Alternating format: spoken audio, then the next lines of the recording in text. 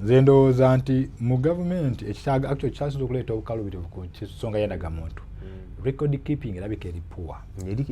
Lwaki ngambye bwentyo nti nga wogenda nti bwogenda because endagamuntu yafuuka buli kimu. Bwogenda ku mulimu baga atwelete endagamuntu. Bwogenda mu banka njagala n'oba ogulawo account gete endagamuntu. Imagine tuka yuzo kusala n'oba agala ku withdrawing alito ganti ezo sente nyingi zo jayo endagamuntu yeriwa. Nti omuntu actually abantu bafunye nnyo wezo mukuli ne walenga dhani okujifuna wano otandika kituufu kati nti record keeping eno baye talina gundi kubanga tuba tumanyi nti omuntu nti amakulu g'endagamuntu gali gati ekyo kyotegezaako okutegeeza kiriwo ekiti nti olwasooka abasooka okwewandiisa wenda mutulina twateekayo byateekayo mu birina kyemwali mulina okwongerako ekintu kyali eki maaso olaba pameti nze bangenda okuliniwalinga pameti yange leero nvaayo nayo nira kyekigiremesa okubeera nga eteekawo ebyuma ebyo bwekuba kusasula tusasule otegeera bateekawo kale nga abasobola okusasula tusasula n'abatasobola kusasula bakole ki because layini ogenda osanga omuntu ennaku zino omuntu lwokola lwolya naye ne bakusimbya layini olunaku lulamba onoonya ndagamuntu kugifuna kiki ekituleme ogisimba mu kugenda ogifuna ne mu kugijjayo ate neweera n'osimba ate mukubanga atudde obutukukubo kesisi ye Tunisia emukwata nga wala trade order bwe yajja basitegeera emukwasa amaanyi bamala omukwasa amaanyi nga wala amaji g'abaana gababajjako ku street ne bagatwala bagali bagasula tumanyi na kumanya naye ng'omwana alina akakapito ke ak'okutunda obutambaala obuntuntu obw'omungalo biki omwana bamuggyako bizinesi kati atunula emagalibi ne mashariki nga talina kyazzaako na solution gye yafuna nga takyadda mu kyalo kudda ku butula ekyalo yali yakigoba nga agamba bazadde enkola ndi Kampala Tunisia weri Tunisi ekibuga ekikulu ekya Tunisia omwana solution gye yafuna yali emu mu bizibu byali ayitamu byonna nga amugyeko ne business asigadde ku zero nga bwe yali omwana n'agenda ku petrol station yasigazaamu etonda oba yazeewola oba yali asitadde mu panti ey'omunda abakesise gye bataazira bajja batazikukunula n'agula petrol. Thank you so much mukadomola alinnya ku kizimbe ekiwanvuyirivu mu kibuga Tunisi eky'eggwanga era Tunisia yayiwako akadomola k'amafuta ka petroli ng'ayogera ebigambo bino wammanga kubanga Venezuela yesinga oil reserves amaterekero g'amafuta amangi mu nsi yonna eyo egundi eggwanga lya Venezuela kati Maduro n'agaana okukkanya nani ne Trump n'agamba kati oba oganye gwe ngenda kumamula kakitume ukimi kyekikwasa Maduro okumujjawo America efuna America nga wekubira Iran nga tetufunye shortage mu nsi yonna nga y'amaanyi olaba n'essaawa zino wadde kiri baakikola naye tukyalinamu shortage eyo kale nyongera nate okubeera nga nkwebaza muganda nga yonna gy'osiridde okubanga otuwuliriza we bali kubanga otambulira ddala naffe kansule nti oli bulungi nnyo ddala njagala okujjukiza bannaffe abasentamu cleaners bagamba nti we bali nnyo okubeera nga bakuyambako okulongooseza amaka abantu bangi tetulina budde bulongoosa amaka gaffe tubeera mu kukola Monday to Monday n'oleka wakanga waddugala kyokka ate nga obwolumu weetaaga abagenyi bakukyalireko weetaaga amaka ago gabayonjo weetaaga ofiisi yo nga nnyonjo mwe abalina sofa set nga zaakuusiira basobola okujja ne bazirongoosa bulungi nnyo kapeti mu mizikiti machaachezi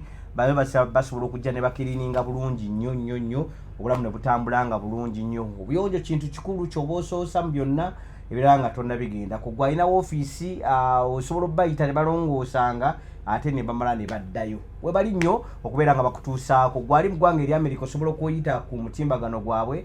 gwa www.centamcleaners.com osobola okuba nga obafuna ate gwali wano mu ggwanga erya Uganda bw'oba otuukako awo Mengo waggulu awo nga wakava ku Ngalabi awo waggulu awo osobola nawo okuba nga obatuukirira ofiisi yaabwe awo zisangibwa osobola okubeera nga obafuna bulungi nnyo bajja ne bakiriininga amakaago oba noyita ku ssimu yange noti 782 769 nange osobola okuba nga mbakutuusaako ka commission yako nenkafuna wabi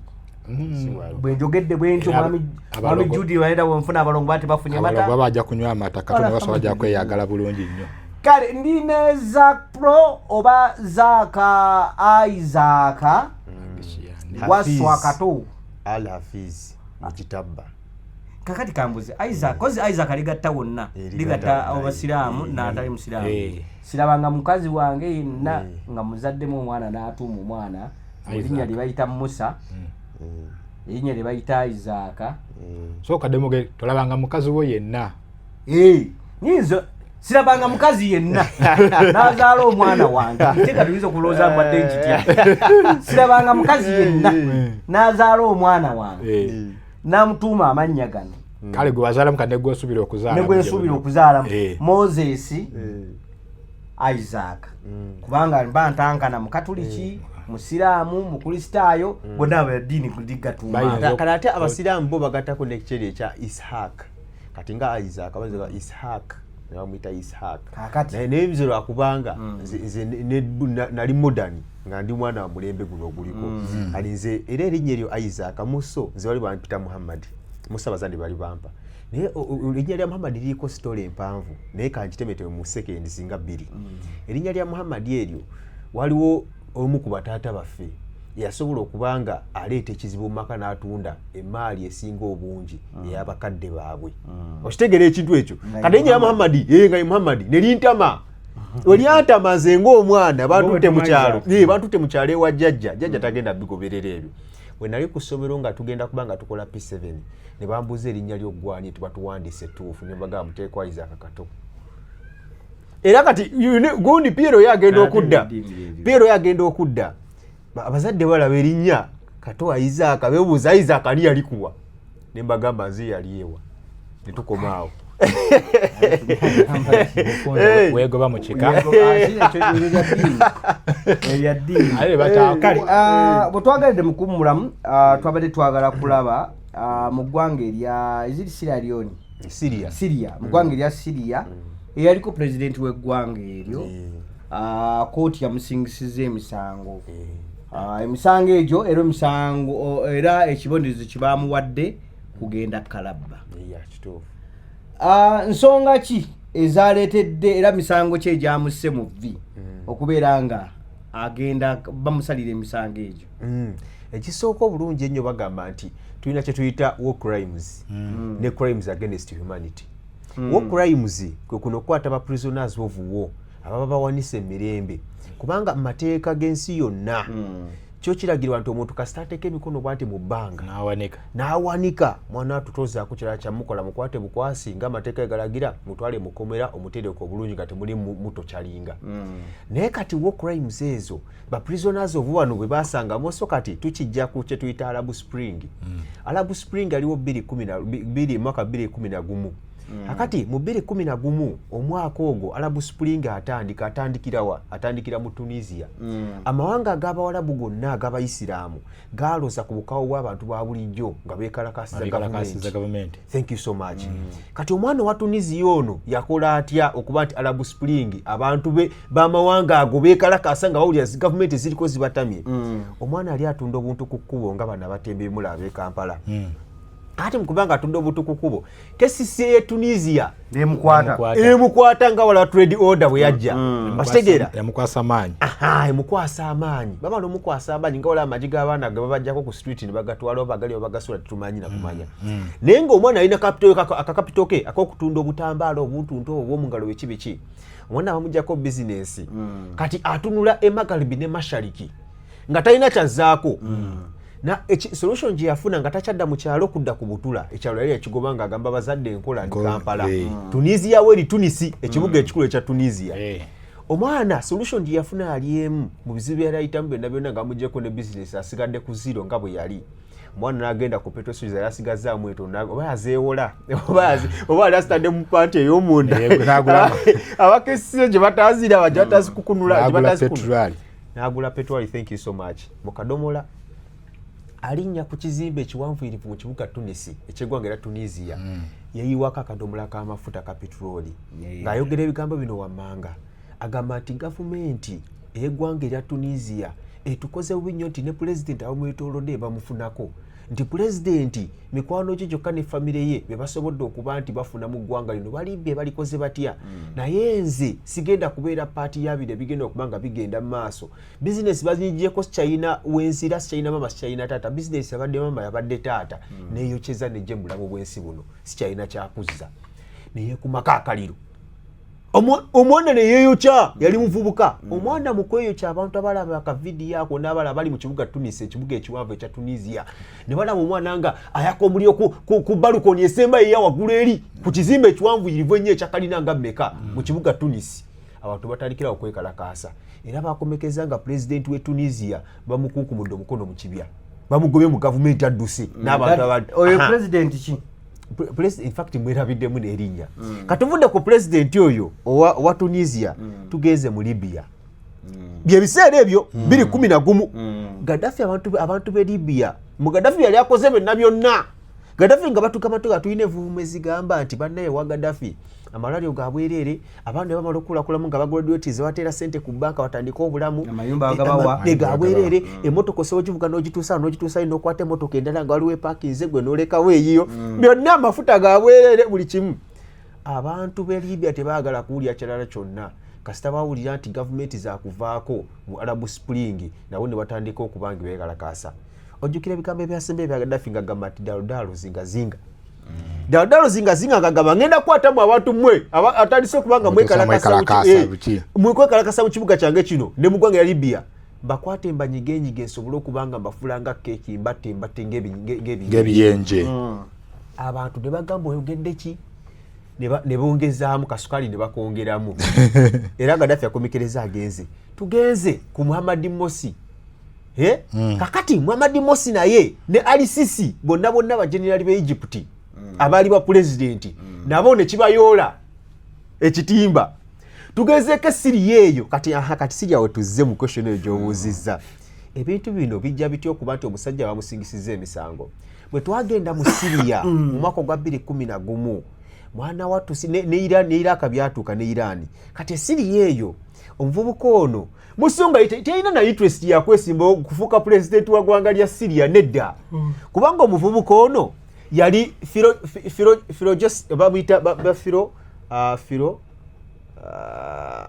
bamuyitaani waliwo tayito gye balina naye nga tugeneralizinga bulijjo bagamba nti musawo kale musawo naye nga musawo w'amaaso kati omusawo w'amaaso oyo nga yakuguka mu kubanga asoma moso n'afuna kye tuyita diguli mu yunivasite ya Damascus ekibuga ekikulu ekya Syria kati n'afunamu philologist eyo yasobola okuba nga afuna diguli eyo yakuba nti akola sajjali ku maaso ne vision z'abantu zikola zitya kati bamukwata taata amaze okuba nga ayambala diguli omwana oyo gwe bayita Bashar el-Assad amusindika mu ggwanga erya Bungereza Bungereza mu kibuga London atuuka luno 1994 oyo nga tanaakubanga ggwa nako daba gwe baali bateeseteese okuba pulezidenti mu ggwanga erya Syria mutabani omukulu ow'omukulu gwe bayita Hafiz Assad oba Ali Assad taata woono gwe bayita Bashar el-Assad navuka gwe bayita Basiru wagwa kabenje nafa yali omuteeketeeke yakwata entebe nga general maje ye nga bamuteekateeka general maje azaavuukalaka zonna politiko sebajja bamusomeseza buli kimu kati mbukonvoyi eyali emukulembedde nti baali badduka emisinde gyakaweewo emmotoka neefuna akabeje neevulungula teyawona kati mukubanga tawona taata afiiza asigaddewo taata mukasuka amaaso mwani gwe sobola okubanga ndita kubanga alina abaana aba babiri Mahalo ono yali asigaddewo naye ng'ali maje n'oli Bashar el-Assad kati ataafa Mahalo asigalawo kati bali abaana basatu omukulu wafudde endowoozo n'addako thank you so much kati Basiru afa ono Bashar el-Assad yamuddako Mahalo y'omuto kati taata akasuka amaaso ku Mahalo ono alaba ddala nga Mahalo tasobola kintu kino n'agamba mwite omutabani yali ageze Bungereza okusoma obusawo bw'amaaso tumuteeketeekere mu mwaka ogu gumu asobole okuba nga tumwasikiriza oneza okufuuka omukulembeze n'okuba nti akwatamu eggwanga eryakira Syria banayo omwaka gwali gwa 2000 tulibadde mu 1995 ayize ku busikiro ayingidde mu magye omwadde kya private akoze ati agenzeko Musanda City eyo mu ggwanga erya Bungereza nga olaba n'abalala asomye awo obukosikosi obwo avuddeyo mu 2000 taata afa taata bagamba nti mwalimu ebintu bya kansa ebyasobola okubanga bitta taata jjukira obukulembeze babuwamba mu 1907 taata obukulembeze abujjako afa 2000 kati Assad family ebadde yali afugira Syria emyaka 5 n'omusobyo nga family emu yefuga taata 1907 balonda tebalonda nga biriwo ebityo era obukulembeze nga bakimanyi nti baibala kugondi fe nga bakimanyi nga wane waffe nti ngeri zonna akalunga bwe kali batekaliwo president waffe tumumanyi kati nga bw'omanyi kati kalicha y'abaddugavu teewukana nnyo n'abawalabu tezaawukana nnyo kalicha y'abaddugavu n'abawalabu tezaawukana nnyo zibeera just kye batusingako kala ne ssente kye batusingako naye kalicha zaabwe tezaawukana okitegedde kakati mu nsonga ezo mu 2000 taata Hafiz al-Assad ava mu bulamu bw'ensi Hafiz al-Assad muva mu bulamu bw'ensi bakwata Assad ono kanso eyawaggulu ennyo mu ggwanga erya Syria bagamba nti omwana ono bakyusa n'obwayiro w'emyaka kubanga Assad ku myaka gyaliko emito yali tali mmenti kuba nti ng'afuga eggwanga erya Syria ne bagikwatako webale nnyo kati constitution ne bakiteeka ku myaka 35 kwana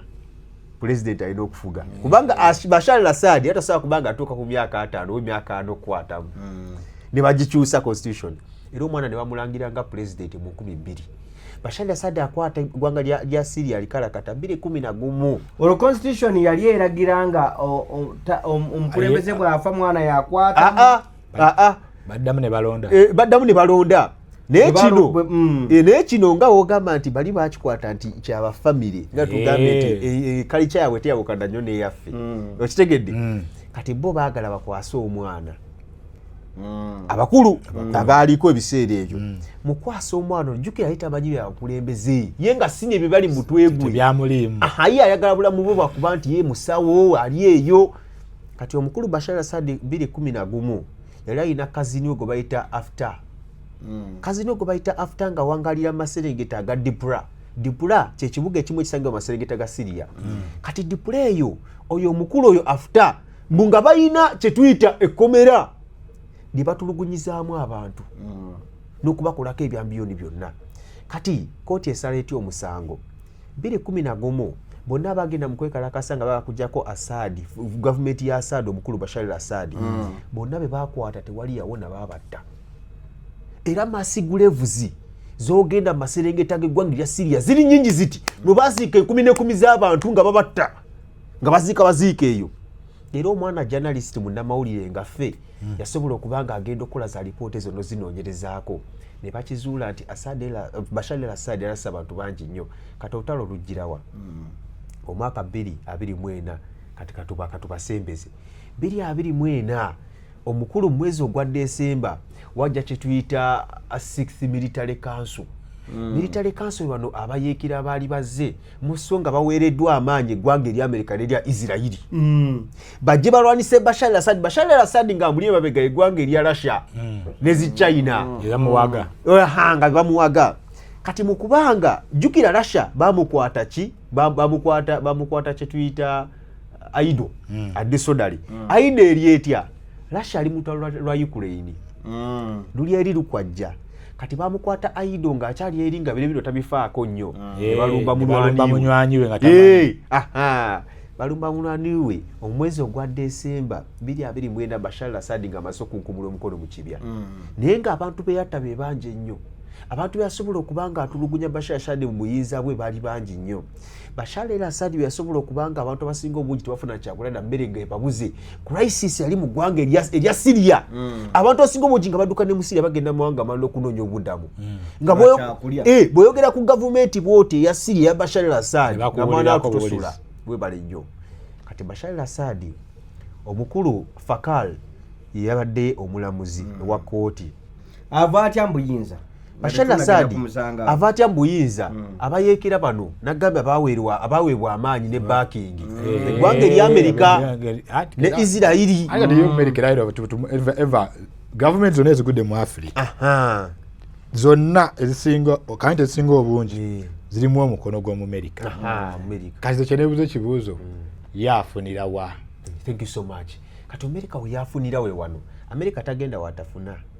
Era America mu byafunye ne mu ggwanga erya Iran ne ggwanga erya obadde okimanyi nti America nga tanakulumba ggwanga lya Iran yagenda ateese ne Maduro wa Madagascar. Muziti si Madagascar gundi Venezuela ng'agamba Maduro abaaye wemba nnumbye eggwanga erya Iran nyamba ompa amafuta. Kubanga Venezuela yesinga oil reserves amaterekero g'amafuta amangi mu nsi yonna. Eyo gundi eggwanga erya Venezuela. Kati Maduro n'agaana okukkaanya nani ne Trump n'agamba kati wowe oganye gwe ngenda kumamula katukime ukimi. Kyekikwasa Maduro okumujjawo America efuna wefuna America nga okubira Iran nga tetufunye shortage mu nsi yonna nga y'amaanyi. Olaba n'essaawa zino wadde kiri baakikola ne tukyalinamu shortage eyo 20% ne y'amafuta efukamizza ensi yonna. Era economy z'ensi zonna zigudde lwa 20% y'amafuta aga Iran agava kagolomoka ka Strait of Hormuz. Jukira amawanga ga Bwarabiya galina ekyobugagga eky'amafuta eky'amaanyi ennyo. Nti Bwarabiya eyo ng'ogassa amawanga ngazi Oman, Jordan, simanyi Bahrain, ogasseko Kuwait, ogasseko Qatar, Saudi Arabia, simanyi eno gundi United Arab Emirates, n'eyo Iran yokka nga bwe ne Iraq nga kusitwalidde balina ekyobugagga ky'amafuta Katonda kyeyabawa. Era obugagga babuyina babujje mu mafuta. Kati moso economy zaabo bonna essaawa zino tugamba nti economy ya Kuwait eyimiridde ku mafuta nga wala nti background ya Uganda ya agriculture. Kati background y'eggwanga erya Kuwait n'amawanga gonna ga Bwarabiya mafuta. Kati ate amafuta fe mu nsi muno oba ensi eno bagenda ne bagikola nti bannaye ekisobola okubanga kiizinga kye tuyita products zonna mafuta entambula motoka machines ezimunda nazo gulumaiza zikozesa mafuta kati ogulumaiza ebintu ebisinga byetololedde awo ku kafuta ku mafuta. Kati Bashar al-Assad ababano abayekera bano bajja bayingira eggwanga batandika okuba nti bakekenya ennyago bakube emundu. Twagenda okulya mu wiki yasooka ey'olutalo mu December no twigire 24. Kati owakugereza engambalala bali bava mbalala kale akale kangereze Fort Portal bali bava Hoima Fort Portal mu ndoza mu wiki emu bali batuse Hoima basegede amangu ago kati amajega government shigakola mwe bali batuuka wonna nabo nga bakitegedde nti Assad agenda tetukyalwana tufiire ki era nga abayekera batuuka nga bawandika buwanisi bagenda okuba nti batuuka kati mu wiiki emu bali batuuse Hoima mu wiiki ey'okubiri mwana wattu nga balina mayumba mu wiiki ey'okusatu bayingidde Kampala nga government state house tuli ggwanga lya Syria tuli ku Syria ko tuli tuli mu ggwanga lya Uganda badde magereza ate bayita baje Uganda wano tuli mu ggwanga lya Syria bwe tubagerezaamu distance nga we yatambula. Kati coordination y'amajago mosonga America bayambako n'eggwanga erya Israeli bamala okuyingira mu buyinza abayeekera abo omukulu ono olunaku nga bayingidde mu Damascus bati bagenda okutuuka ku State House eggwanga erya Russia laba Putin bwakitegerako nti munwani awedde bagenda mulya bagenda wobali nnyo nga wekyogenda bagenda muyoola. Kati Putin kye yakola ekyamaanyi ennyo kyasobola okubanga akola yakubira munwani w'essimu n'amugamba nti esente z'oyina wazijja dda mu bbanga nti taata nziyina wetegese bulungi ebifuluusi byonna wabisibye nti taata mbisibye. Tagamba kasindika abakame bwange abankuuma. Putin n'asindika abakame bamukuuma bajje mu Syria bakime Assad ne family musajja woyo nga bw'oyogedde bamutwale mu kibuga Moscow ekikulu eky'eggwanga erya Russia. Era bajja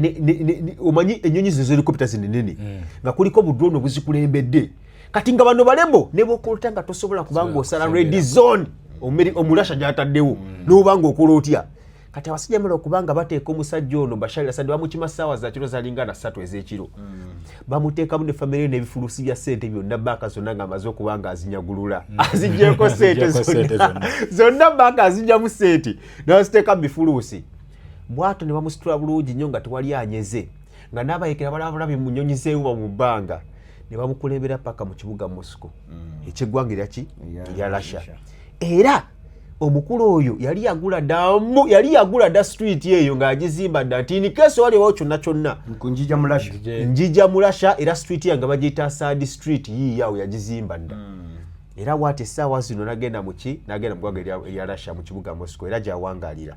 Kati pulezidenti wa gavumenti eno eriko essaawa zino ya military council n'abayikira n'ebisigadde bagamba nti agendako mu ggwanga erya Russia. Abdul oyo pulezidenti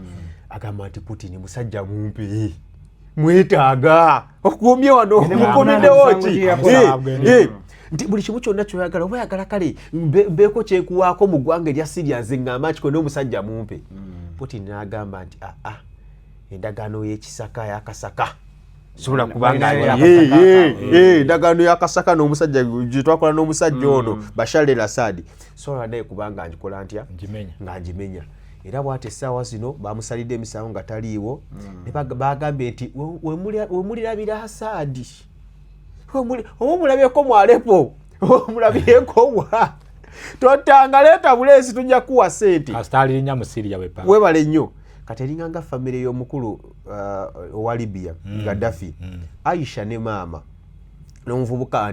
Hannibal oyo just Mosso naye muzanyi wa mupiira. Kati bagamba Gaddafi abaye Gaddafi tokwata simu n'obanga bakubidde nti waliwo omutawaana gwonna Gaddafi tokwata simu. Gaddafi ne bamukomekereza ng'ayingira ttano eyali emutolose okuba ng'ayingira mu ggwanga erya Algeria. Kati Gaddafi laba ndowooza oba Aisha yakuba essimu oba mukyala yakuba essimu Gaddafi ndowooza nga tasobola kuleka simu eyo. Gaddafi akwata essimu akanyonyi ka drone kalaba ku satellite nti tumulabye. Amerika bagamba Bugambe bamulabye mukube. Kakati nga tuze mu Syria emisango egyamusingisiddwa gy'emisango ki? Emisango gyamusindikisiddwa gyakuba nti yatugumbula abantu massive abantu mu bungi mu biseera by'entalo abantu ba bulijjo webale nnyo ayina baziika like misango nti mu lutalo lwonna ekisooka eriyo ebyokulwanyisa byolina okwesa ku bantu ba bulijjo webale nnyo nebyo talina bakwesaako bw'oba okuba nti wano okukakkanya omuntu amateeka gagamba oyina either ekisooka okusatiya gas wabanga wasigwa force eriwo okozesa warning shots mu bbanga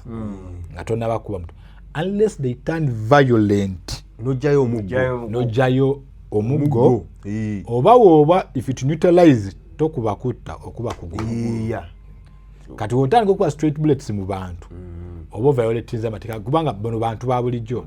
bakubala nkiringa mukubi wa bikonde gwe niwomusosonkereza ye nakuba engumi musango gubeera ku ye ensonga is a professional boxer amanyi wakuba omuntu n'afa ate bamusuubira nti yalina control ennene okusinga oli atali mutendeke waako kati nekino wekiri nti ow'amagye osobola okuba nga ali controlled bulungi osobola okuba nga asobola okumanya nti wano omuntu osobola omukuba wannakakana kyova olaba wano tuba tugeeza ku red top bwejja bagaba bakuba bukongovule bakuba ngokola olw'ensonga oli wakuba kuno kakola tojja kufuna maanyi gaddamu golola mukono okukakkanya kasinga oteekamu ebyokulwanyisa eby'amaanyi oba violate amateeka g'olutalo kati oyo Assad so Irani wemuteerawo wonna erya Russia esobola okukyusa obukulembeze ekya thank you so much negamba nze omuntu wamuwuuyo kati pulezidenti abazze mposi nga kiwandika ekitugenze mu constitution ya Russia nti omuntu ono newalijja gavumenti efaanana etya tebali mukwatako afuuse citizen wa Russia kiwedde ng'akyusizza obutuuze nga takyali mu Syria kati mu Russia mutuuze wa Russia bamaze okuba nga bakikona mu stamp kati mutuuze wani amateeka ago pulezidenti ne bwajja mpozi ng'oli naye musibira mu bbwa asobola ogalivaasinga n'agakyusa naye kati engeri kati omukulu ono Bashar al-Assad mu nsonga teyabiramu na interest yesi ayagala kuma kitiibwa kya taata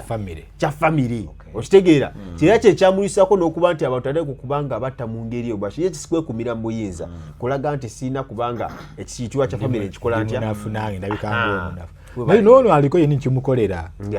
singa baleeta ono bamukomyawo abaalaze nti kati waliwo kibayi nti waliwo abantu okubagulako attention tuyinza okuba nga oli mu ntebe naye nga tonnafuna bwagazi obwo obw'abantu kati obakolera kye baagala bagamba Mungu agemudde Okay, kale ebiri mu ggwanga erya Syria byebyo naye nga gwe bavunaana ali mu ggwanga lya Russia. Ne muganda we gwe basingisa naye ogw'okuttibwa ali mu babasindisiza babiri basatu ne kazini we oyo after kati after ye yabaddeyo bamukwatira amaserengeta nga ye tannatoloka ye after bamukwata era mu kooti yabaddeyo nga bamusibye empingo yenna ng'ali bw'ati atunulira bw'ati omulamuzi ye ne bagumusingisa n'agamba naye muteeke kalaba ye nga gy'ali bali ababiri baatoloka okitegeera naye kati ng'era omuvubuka oyo jjukira azaalibwa mu Arabu Israeli wo Israeli we yalumbira amawanga g'Abarabiya ne gakuba ne gambako amataka nga Golan Heights nga Jerusalem West Bank ago gonna omuvubuka yali azaalibwa 1965 wazaalibwa Bashar al-Assad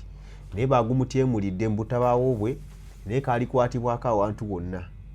ajja kuteekebwa kalabba kale ndowooza tugendeko mu ggwanga eri America ne Iran America ejjawo obuvumi kubanga gye wiiki ewedde twali wano tutegeeza abantu nti America yali esazeewo nga ebikwekwete byonna byegenda okukola ku ggwanga erya Iran ebisazizaamu naye ate bwebutuukidde olunaku olwaleero ng'eggwanga erya America liraga nti lyetaaga nnyo akagolomolo kano aka Strait of Hormuz okubeera nga ligenda okubeera nga likatwala kyokka nga n'eggwanga erya Iran lyemeddeko ligamba nno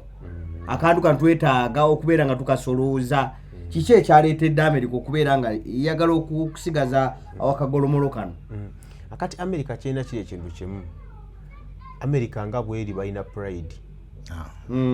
bokuva dda America aba ne pride ye aba n'okwemanya ye yemanyi America amanyi nti super power amanyi tewali muntu asobola kubanga amunyiga wali obaddeko n'omugagga omugagga n'obaako ekintu ky'omugamba mu lujjudde lw'abantu namugamba ndowooza ekyo si weekiti weekiri mugagga kyandibadde weekiti obadde omanyi nti omugagga ayinza okuteekako ekibeera nayita n'abantu bakujjayo nga bakusitudde okulaga nti alina obuyinza ekitegeera ekyo kati kyekyo ekisungu eggwanga eri America n'abakulembeze bonna basobola okuba nti bavaako ba George W. Bush omusajja oyo tolaba nti omuvubuka omusajja ono bamuyita Biden yali yeefuukula nnyo nga yeekola atya naye nga Biden tasobola kulumba ggwanga lya Iran bamanya consequences eziyiza okuba nga zituukawo singa olumba ggwanga lya Iran ate enjundi kubanga Bush eyasooka yalumba n'agenda mu Bawarabu ne Bush senior baamukubirayo bamala omukubira Hussein amala omukuba n'akakana n'avayo nga mukubye jjukira yo Bush agenda okugendayo ng'ate yali Abraham Lincoln yagenda mu Vietnam bamukubireyo bujja otalo no bakuba bubi nnyo avaayo tobola ono Bush Junior agenda okujja yajagala nnyo alage eryanyi ng'agenze wa Afghanistan ng'agala nti tulina okuba tukasaba Abarabu bano tubasobola naye era results ezavayo tezaali nnungi zisabise eziri awo kati mu foreign policy wanga n'amawanga ge bagenda mugabalemerera okuwandula mpaka nakati gakyalwana baleka kinage nti omuzungu nze kyenasooka okumanya abazungu bano balina kibateekamu nga kibateeka mu nsi endala nti mulina kubanga mutunuulidde ffe buli kimu kyolaba mirundi mingi nga tunoba tutunudde Buwarabu yokka ono mu Africa n'ensi endala ndowooza agenza abatebuka ye mu China ndiye agenza abatabuka nti bano baagala nnyo kubanga ekitebusiza omu China ono nti atuuka n'abeera nga tekinologi waakola ekyokubiri n'afuuka mugagga n'okuba nga independent tulina okuba nga twemanya nga ffe kiki ekiyinza okuba kitukolera kati ffe tunulira nnyo nti omuzungu bw'ataatuwe ate bw'ataakola bati so nga nze ntulidde nti wano waliwo talenti nyingi eziriwo naye nga tezifa lw'ebyo bwe balaba alimu nti ono avuddemu nga bajja bamugjamu bamusowolawo ne bamutwala kati ekyo ekisisa okuleeta akisula obuzibu kati okuva dde otawuze lutambula bwe nti Omumerika ajja n'abeerawo ne bamukuba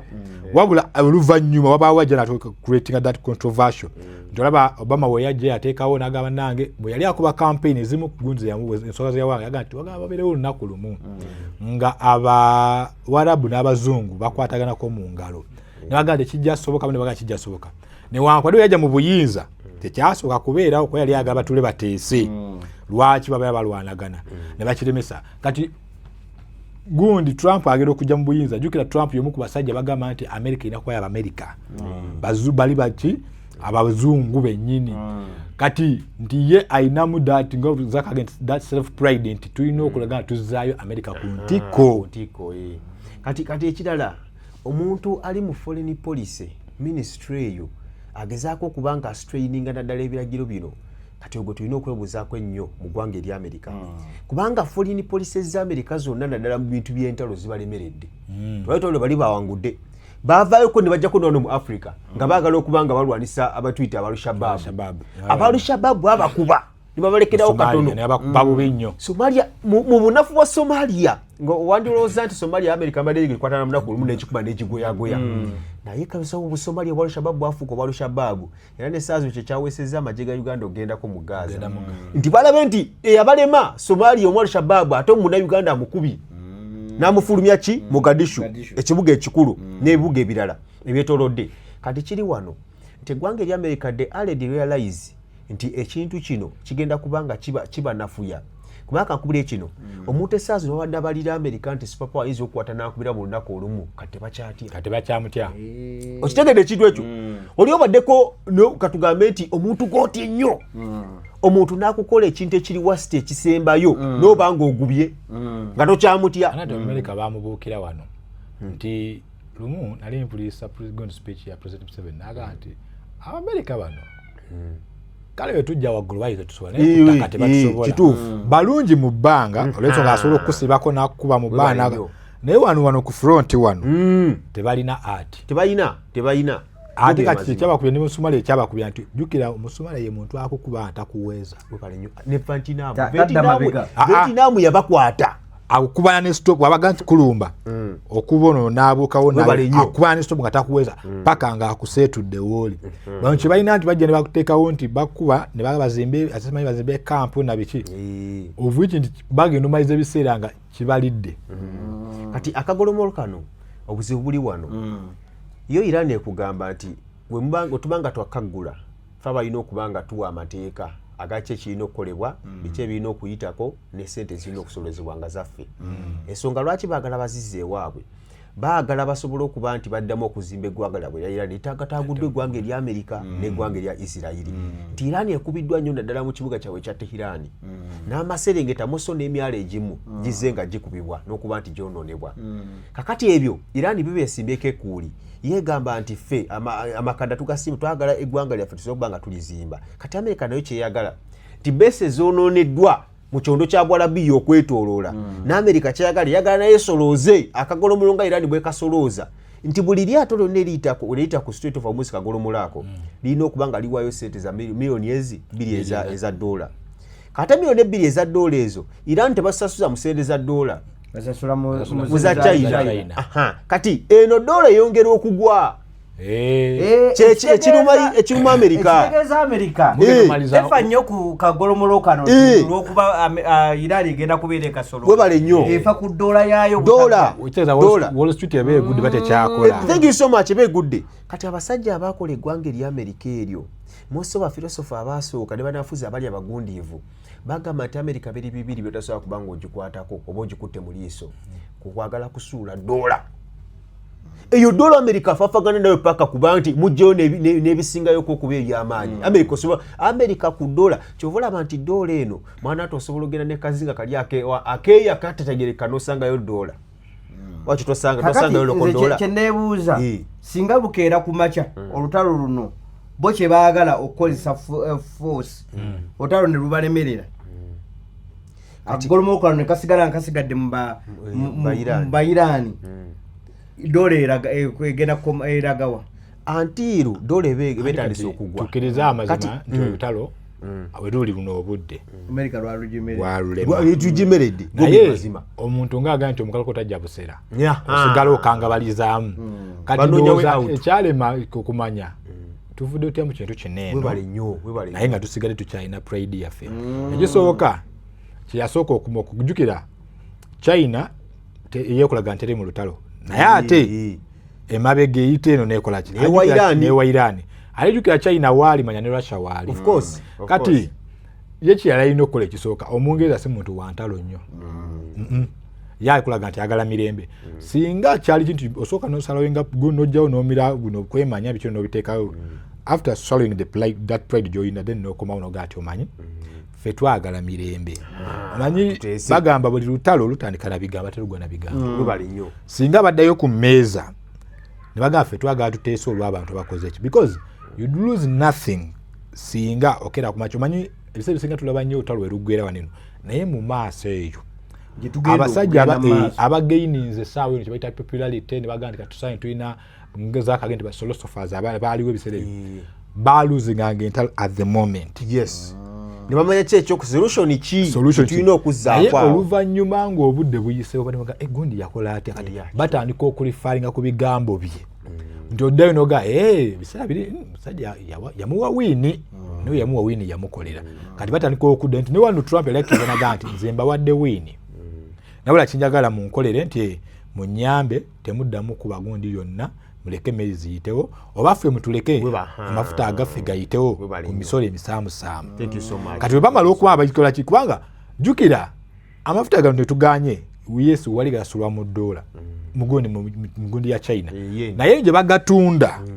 bagatundibwa mu ddoola azikusi oba osigala okyali ku market nti gwe just olina kumanya wali wo era kiba kigeze mu bitabo nti naye mpuliriza ebyafaayo bya miniti era bagamba nti bakube bridge ey'ejjinja oba akkirize olutalo lukole ki lugwe n'agamba tebasobola kuba ki bridge kampanike nti newankubadde ku bintu byonna naye babala nti yalinayo ekirungi nti musajja yaleka yabala nti bw'okola bwoti structure ya ggwanga namba oba olisanyaliza kandi ekiro bwekiri nti olina obutuuka sanoga nti actually nti obufuzi olina okumanya nti wano I lose nothing so long as people are well off. Trump yekayeka mu kulayira bane muddemu kootinge mugende mulabe okulayira kwa Trump ng'amaze okuba ng'alayira bw'ati omukolo gwe yatuukirako in fact ng'agenda nakulayira yasooka n'atugamba nti a great nation ensi kirimaanyi terabibwa mu ntalo zeerwanyi wabula entalo zasolomeze. Thank you so much. Wabula entalo zibasobodde okuba nti bamalawo mu kukaanya ekyo kyatugamba Trump ng'omusajja yina mutandiko abadde azaatambulira ku Yosefa nti tugende tujja batabaganya singa yasigalako eyo trail nga statesman okitegeera kakati ekya statesman kyasooka okuba nga kimuvaako musso kyasobodde okuba nga kuleetinga yenemiti essaawa zino lwaki abantu baagala nnyo Iran n'atali musiraamu n'omusiraamu bonna bawagira Iran essaawa zino bowulya bagamba bonna n'Amerika bokka bavudde bagamba nti lwaki olumba Iran kati Trump yagenda n'akola ensobi n'alumba atalumbika mwana gwe Trump yagenda n'alumba gwe tuyita paapa kati jjukira abasajja bo ngapa kati kiringanga essaawa zino nti asobola okontrolinga ku CDF wa generali abataata jjajja yasobola omukontrolingako essaawa zino kati essaawa zino wetugamba nti taata tasobola kubanga kontrolinga nga gwolina olutalo ne CDF kakati ate n'olutalo lwo mukulumaliriza n'olutwalira mutaata kitegeeza yali mukontrolinga webale nnyo abatakyasobola kumugamba webale nnyo oli omuyisizaamu eggaali kati omusajja ono gwe bayita oba kale paapa wenzikirizeemu mu nsonga y'abakatuliki balina biliyoni nga 2 ezabakkiriza n'obugwamu pasente zigwamu awo kakati abasajja bano paapa omusajja ono amuyisaamu eggaali yayogera ekigambo ekyasobola kubanga kyanaamiriza ensi yonna n'agamba nti mbunengeri gye wajjamu nagiinamu omukono ekyo kiba kibisa kiririgwo embu lwakubanga muki mu South America okitegedde nti engeri omukulu taata gye yajjamu paapa nti omukulu ono yagiinamu omukono kitegeeza n'akalulu ke Vatikani oba okayisizaamu amaaso okitegedde ekintu ekyo kakati ate jjukira omumyuka we gwe bayita DJ Vance oba DJ Vance oyo musajja mukulisito nnyo mukuba nti omusajja mukulisito ono yavaayo kubanga agamba kati ndifendinge mukama wange oba ndifendinge eddiini yange paapa kati abantu ba opinion giver ne bavaayo kuba nti bagamba nti ate Trump kyakoze asaze layini ya red okitegedde teyandibadde ng'alumba mukulembeze wa ddiini kakiringa wonaavayo wano n'olumba enzikiriza y'abalokole webale nnyo n'olumba gulumba ey'abasiraamu yokka actually bw'oba oyagala mulaefuzi nti oba ojjukira mabegaawo gundi RCC w'e Kawempe yavaayo Modu n'agamba abalokole mwenna genda bajja ku nguudo teyaweza wiiki mu Kawempe kyekyo tosobola kubanga bagamba omusajja abadde kyona jjajja akimanya oba okutewa nene abantu basobola okwegatta olw'enzikiriza yokka enzikiriza esobola okubagatta tola nti wano ebintu ali bibye ate bikibikyere naye jjukira owa NRM owa NUP owa FDC besanga wali ku musaalo ne betwalira salaamu webale nnyo era salaamu ebagatta okitegedde kati ekibonyabonya Trump ne administration ye neggwanga bagamba nti omunyamamba abeera omu n'avumisa ekika kyonna n'avumisa ekyalo kyonna kati ekivumya Amerika n'okukubya Amerika essaawa zino ng'abantu bonna bali ku Iran kyekyo Amerika omukulembeze waabwe ensobi gye yakola n'alumba paapa kale ayo biri mu ggwanga lya Amerika n'eggwanga lya Iran ndwagamba nti wano ffe tugenda kubanga tukutuusaako ebyo byonna ebiri mu mawanga agatwetoolodde n'ago agali ebunaayira okubeera nga ate gatuuka ku mbeera gye twagala okubeera nga tulaba wano mu ggwanga Uganda ekitongole ekya NIRA kya Solomon Sirwanja yawangula akalulu kachairman era mu kwogera kwe yagamba nti I pledge to bring government services closer to the people. Grateful to NIRA Uganda for responding. Kakati n'agenda n'ayita NIRA n'abagamba nti abantu bange balajja n'okubeera nga bafuna endagamuntu mu byalo eyo gye bagenda eyo ne basimba layini ne bakola batya NIRA n'agiyita ejje ku kyalo ki era NIRA nejja era yazeemu n'agamba Bilaika Chairman Solomon you to involve NIRA in your village in registration affairs yaze ku kyalo registaringa abantu kakati bachairman abasinga abantu abakimanyi abantu abasinga tebalina ndagamuntu ezo lwakubula baziwangi kati ekizibu ekisooka nti endagamuntu tebateekawo nti balina kye bakola nti offices ezisinga endagamuntu buli district almost erina office nga emu ku bbiri kati ate jjukira abantu baba bangi kati omuntu atuukayo ogenda okwesanga ng'ayinamu oluusi yayitawo amangu obutwalaga abannange by the way endagamuntu okuwandiisa kaleekaleko naye okugifuna nze nali ngenda tugenda kwekuba na musajja nti omuntu aliko ekiseera nga okugifuna agenda najjuzaamu naye jjukira waliyo najja naga sina budde busimba layini n'ayita walina muganze n'ekikonde n'amuwa kati ekirala nti abantu bano bambe baagaba bakufuna endagamuntu abasinga jjukira gunje tulimu buno obudde eriyo olinga tamanyi byakujjuzaamu naye nga ate nti singa chairman ajja n'abayita ne mujja ne responding nti ekisinga okuleeta nti district yaffe ye Wakiso Simanyi sub country yeeno ne mujja mu kyalo waneeno wa chairman wabayise walina obuyinza yamanya abantu be naye kyasobola obbafu yambako ne bafunira abantu bemu n'akola nabo nti gundi ne gundi abali ku kakiiko kange akabwa chairman mujje gundi gwe oyagala kujjulizaamu nti nge twali tufuniraga muntu omulundi ogwasooka ddala buli muntu yenna 2015 nti wabeeramu bakubuza omanyi wano ekyokuteeka nga bakuyigiza abo nteekawo kino wanteekawo kino nti kati buno obudde ate omuntu bagala kwata olupapula jjuzaamu simanyi bintu byonna byenna juka eriyo omuntu nga tamanyi naye chairman waba waali n'akakiiko ke bamanyi omuluka bamanyi eggombola lyolimu buli kimu baba bakimanyi nti kati omuntu bakuyambako nti n'erinnya oligenda ano gwe oli mugulukagunde biki byonna bajja bikuyambako bijjuzaamu ekirala nti NIRA weeba ekoze bwetyo nti oli we yabayisi nabo bateekewo bridge eyo bakwatagane n'abebyalo ntera okulaba bano bagundi abasawo abakwata abaana nga batambula mu byalo bannange tuli basaba bagema abaana ne bajja kane bano beextendinge gundi services zino bave mu kutuula ku office zaabwe zokka wabula bagende ku kyalo gundi tubanaye chairman tuze kukolera mu kyalo kyo nekyanze nina kye neebuuza olaba pamiti nze wangenda kuliniwalinga pamiti yange leero nvaayo nayo NIRA kyekigiremesa okubeera nga eteekawo ebyuma ebyo bwekuba kusasula tusasule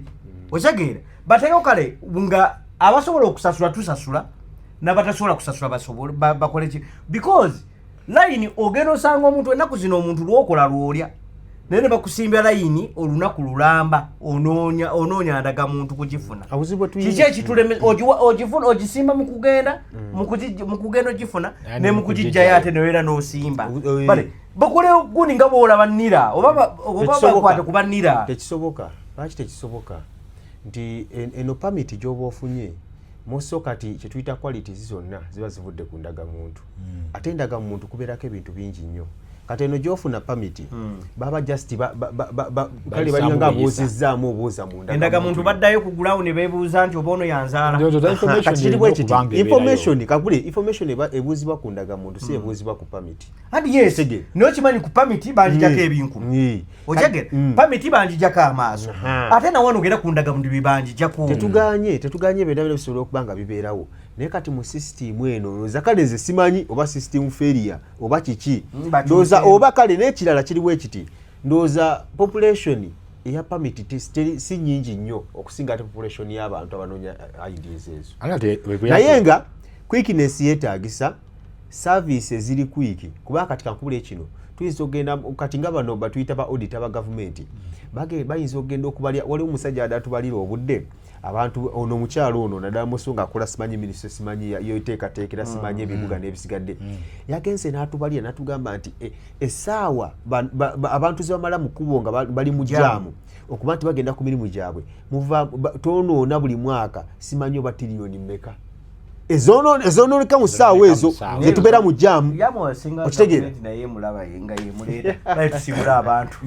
nga tutasibula nze ndowooza nti mu gavumenti ekyasobola okuleeta obukalubirivu ku nsonga y'endagamuntu record keeping erabika eri poor lwaki ngambye bwentyo nti nga wogenda nti bwogenda because endagamuntu yafuuka buli kimu bwogenda ku mulimu bagala twereeta endagamuntu bwogenda mu banka noba ogulawo akawunti leeta endagamuntu imagine tunokutuka yuza okusera noba agala ku withdrawing alitoga nti ezo sente nyingi zolijayo endagamuntu yeeriwa nti omuntu actually abantu bafunye nnyo obwezo mu kulinewalinga than okugifuna wano otandika kati nti record keeping eno oba yetalina gundi kubanga tuba tumanyi nti omuntu nti amakulu g'endagamuntu gali kati kyotegezaako okutegeeza kiriwo ekiti nti olwasooka abaasooka okwewandiisa wenda mutulina twateekayo byateekayo bye mubirina kyemwali mulina okwongerako ekintu kyali eki maaso because ge gataaliko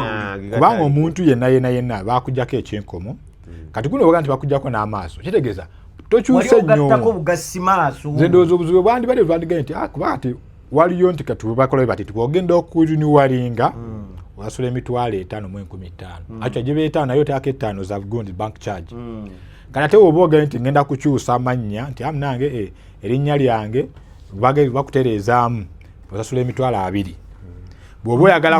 okutereezaamu erinnya ng'ani aba yasobya tugeze nti kubanga ndira nawe oyinza okubanga wasobya ate nendisasulira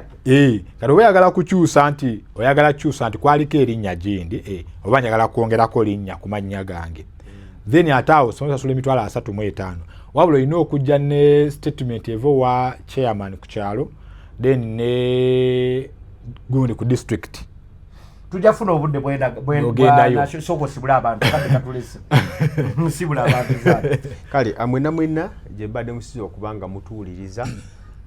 mwenna tubaagala nnyo n'okutulaba obulungi ennyo mubala nnyo okubanga gye muli ate nga mukakalabya ebintu kyembasibire entanda eriemu yokka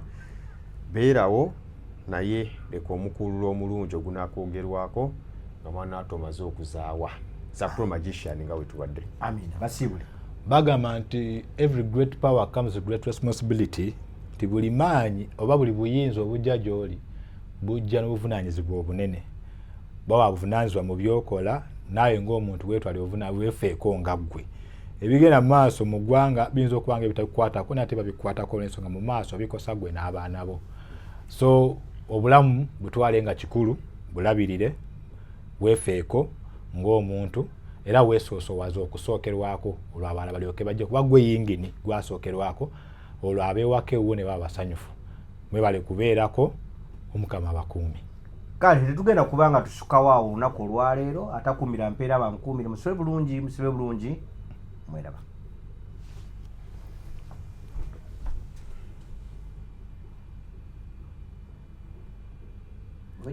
kati firimu yandibadde nga